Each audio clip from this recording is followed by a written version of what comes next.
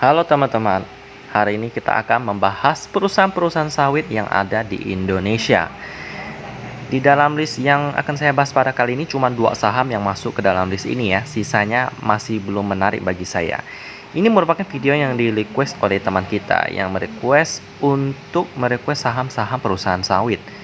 Saya kira akan banyak perusahaan sawit yang masuk ke dalam pertempuran pada kali ini, tapi ternyata cuma 2. Karena saya seleksinya juga agak ketat, biar teman-teman juga nggak susah lagi pilih perusahaan mana yang lebih menarik ya. Kalau kebanyakan pilihannya terlalu banyak, 10 ke atas itu dapat membingungkan teman-teman dalam mendiversifikasi saham. Jadi saya menyederhanakannya menjadi 2 saham ini supaya lebih mudah, dan kedua saham ini masuk ke dalam watchlist premium saya. Itu berarti mereka lolos 4 kriteria daripada saya, di mana pairnya 5 kali ke bawah. Ini merupakan pair yang baru yang saya coba, pair premium saya sebut. Lalu yang kedua dengan turnover harus 1 miliar rupiah hariannya, turnover harian. Lalu yang ketiga liquidity-nya paling tidak kuitansinya harus di atas 100% untuk membayar hutang jangka pendek. Lalu yang terakhir tentang pemegang sahamnya, di mana pemegang saham publik harus sekitar 50% ke bawah. Lalu sisanya yang non-publik itu harus memiliki catatan hukum yang enggak memberatkan perusahaan. Dan ini 2 perusahaan yang akan kita bahas. Yang pertama saya urutkan dari yang paling menarik bagi saya ya. Paling menarik di sini bukan berarti pairnya yang paling kecil, tapi bisa juga karena mereka yang kuat di dalam berbagai bidang dari pair dan 4 kriteria yang saya sebutkan tadi. Jadi ya, yang pertama ada Sampurna Agro Tbk dengan kode emiten SGRO atau kita panggil Segro. Lalu yang terakhir ada Tributra Agro Persada Tbk dengan kode emiten TAPG atau kita panggil aja TAPG. Yep, yang juara pertama adalah Segro yang paling menarik bagi saya. Lalu ada TAPG yang juga menarik, tapi ya lebih menarik Segro gitu. Kita pertama akan membahas yang paling bawah terlebih dahulu, yakni TAPG.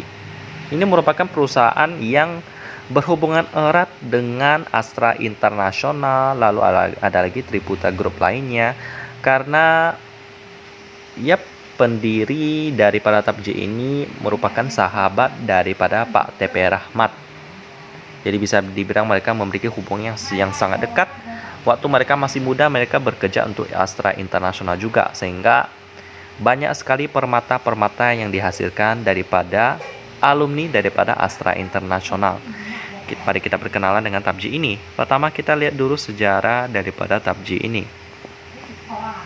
Ya, bergerak di bidang perkebunan kelapa sawit dan industri pengolahan kelapa sawit melalui perusahaan anak dan perusahaan asosiasi serta perkebunan karet. Ya, bersama perusahaan anak dan perusahaan asosiasi telah beroperasi di 24 lokasi perkebunan kelapa sawit dan 1 perkebunan karet. Memiliki 17 PKS atau pabrik kelapa sawit, 1 pabrik RSS rib smoke shed yang untuk karet, dan 4 kantor cabang perusahaan anak di Jambi dan Kalimantan, Indonesia. Memiliki luas area perkebunan seluas untuk yang kelapa sawit ya, seluas kurang lebih 158.000 hektar dan perkebunan karet seluas 1.400 hektar. Ya, berkomitmen menghasilkan produk minyak kelapa sawit dan inti kelapa sawit berkualitas tinggi guna memenuhi kebutuhan pasar dalam negeri maupun luar negeri. TAPG ini sendiri didirikan pertama kali pada tahun 2005 ya. Pada awal pendirian menyandang nama PT Alam Permata Indah. Namun tak lama setelah berdiri, di tahun yang sama berubah nama menjadi PT Tributa Agro Persada sampai sekarang. Ya, sejak didirikan telah berhasil mengembangkan usaha di beberapa provinsi di Indonesia, tepatnya di Jambi, Kalimantan Tengah, dan Kalimantan Timur. Juga melakukan peluasan area perkebunan dengan berinvestasi ke perusahaan-perusahaan perkebunan lainnya ya, mau dari perusahaan patungan maupun dengan melakukan akuisisi perusahaan. Teguh komitmen berkelanjutan dalam mengembangkan bisnisnya secara tertib. Seluruh alur bisnis dijalankan dengan mengadopsi standar yang diakui dunia.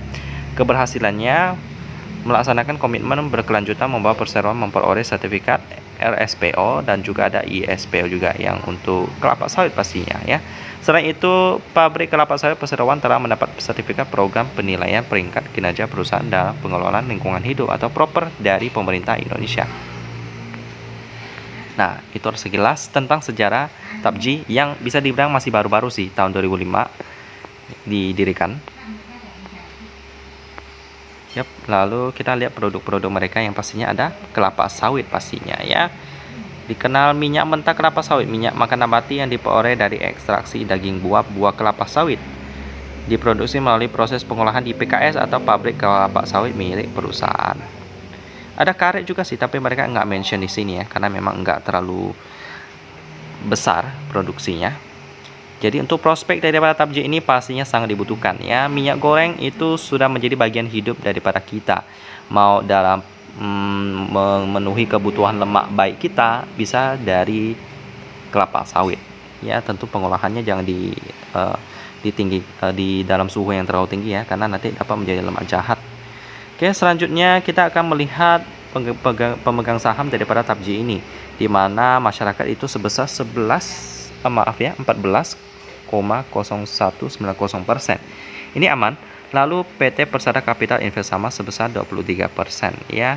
Kita lihat dulu tentang sejarah daripada pemegang sahamnya. Ini ada beberapa berita yang cukup menarik ya. Setelah yang tadi pertama saya ada bilang soal bagaimana hubungan daripada pendiri tabji ini dengan Astra International dan juga Pak TP Rahmat ya. Kita dapat lihat di sini tentang Pak Beni Subianto.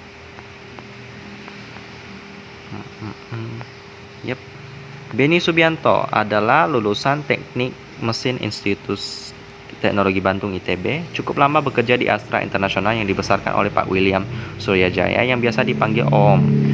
Sang pendiri Astra. Sebelum di Astra sempat beberapa bulan bekerja di perusahaan milik saudaranya. Ya, merupakan generasi pertama anak-anak lulusan ITB ya, yang masuk camp Astra. Nomor urut pengawalnya saja masih 44. Tulis Teguh Sri Pambudi dan Harmanto Edi Jatmiko dalam Man of Honor, kehidupan semangat dan kearifan William Suryajaya. Ya, Theodore Permadi Rahmat atau Pak TP Rahmat, keponakan Pak William Suryajaya yang mengajaknya masuk ke Astra. Gitu teman-teman ya.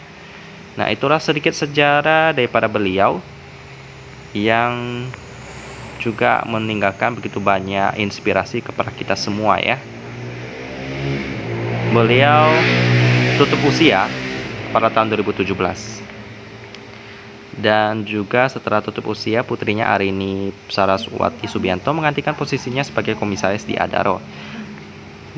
Arini harus memimpin PT Persada Capital Investama ya. Majalah Forbes 2021 menyebut putrinya Arini berada di urutan 44 dalam daftar 50 orang terkaya di Indonesia dengan kekayaan 975 juta US dollar. Nah, untuk berita tentang Ibu Arini ini kita dapat lihat di sini ya.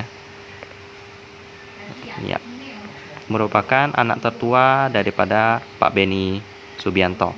Juga memiliki ada 2 saudari ya. Jadi ada 3 anak perempuan Pak Beni Subianto.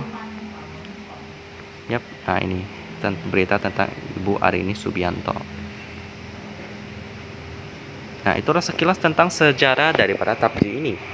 Bagaimana fundamentalnya kita dapat lihat di sini di statistik, dengan operating profitnya lebih kecil daripada net profit. Nah, ini salah satu alasan saya enggak menaruh tabji ini di atas nomor 1 ya, karena ya operating profitnya itu kurang besar dibandingkan net profitnya.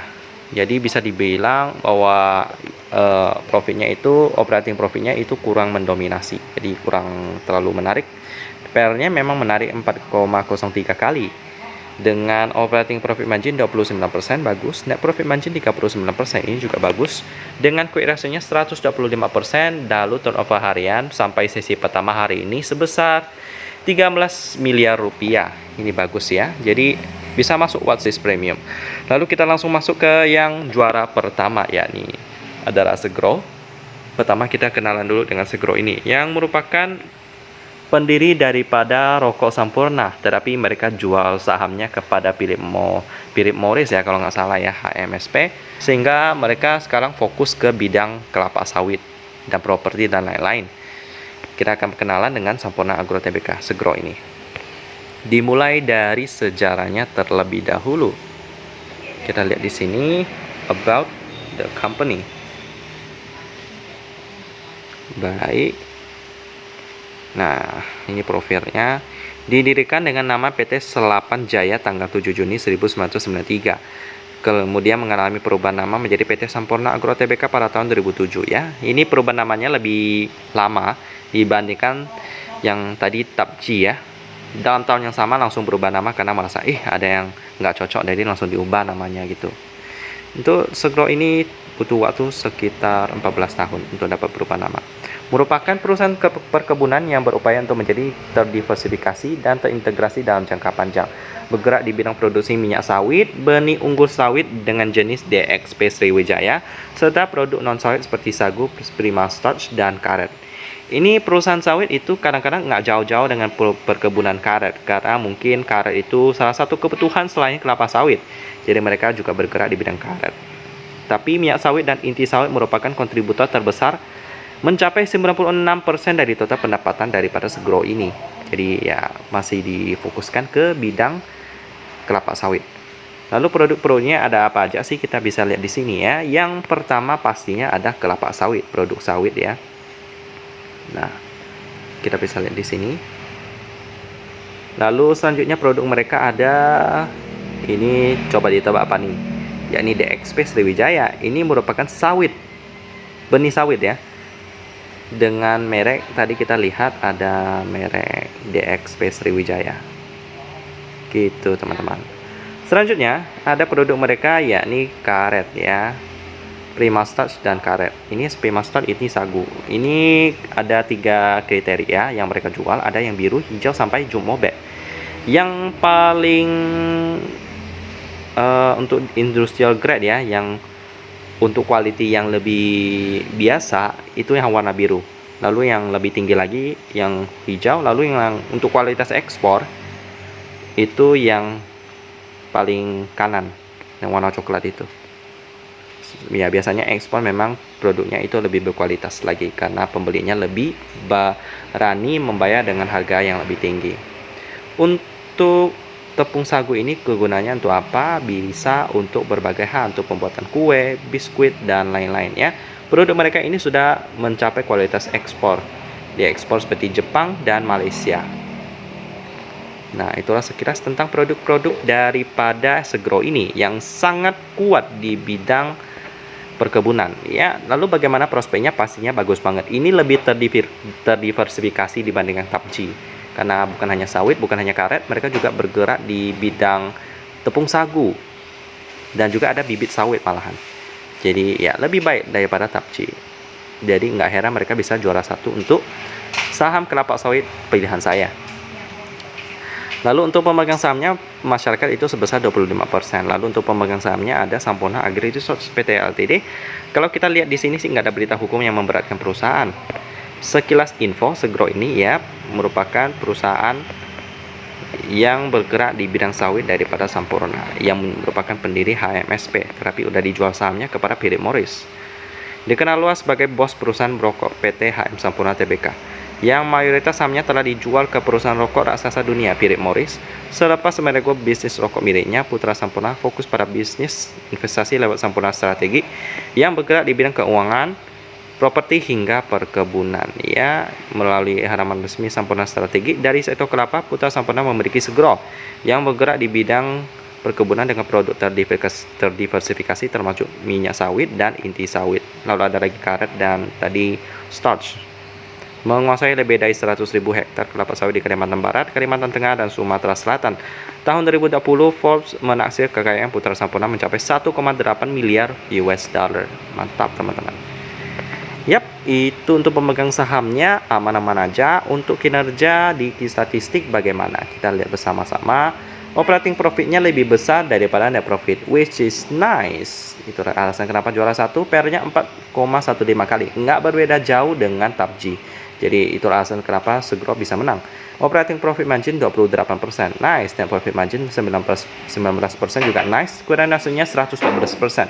Nice. Cuman hari ini sesi pertama Segro masih belum cukup menarik ya. 768 juta rupiah. Tapi kalau sesi kedua selesai, saya yakin bisa di atas 1M sih hariannya ya. Jadi Segro tetap merupakan nomor 1 perusahaan sawit di hati saya. Jadi itulah pembahasan 2 perusahaan sawit yang nggak bakal salah sih kalau teman-teman investasi kedua perusahaan ini aman pasti ya. Apalagi hari Senin kemarin Pak Jokowi sudah membuka keran ekspor CPO ya. Ini juga merupakan kabar baik sih kepada perusahaan-perusahaan sawit yang sebelumnya setelah dilarang ekspor karena mereka itu terlalu gila-gilaan ekspor sampai harga minyak kelapa sawit di dalam negeri itu meningkat sampai ya hampir 2 kali lipat sih, malahan ada yang 2 kali lipat. Jadi udah gila banget. Sekarang setelah di stop ekspor, harga minyak kelapa sawit udah lebih normal sekarang, udah lebih manusiawi lah istilahnya ya.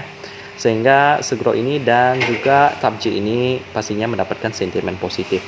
Semoga kinerjanya dapat terus terjaga, menjalankan bisnis yang sehat kepada masyarakat dan kepada perusahaan juga. Dan kita ketemu lagi di video selanjutnya.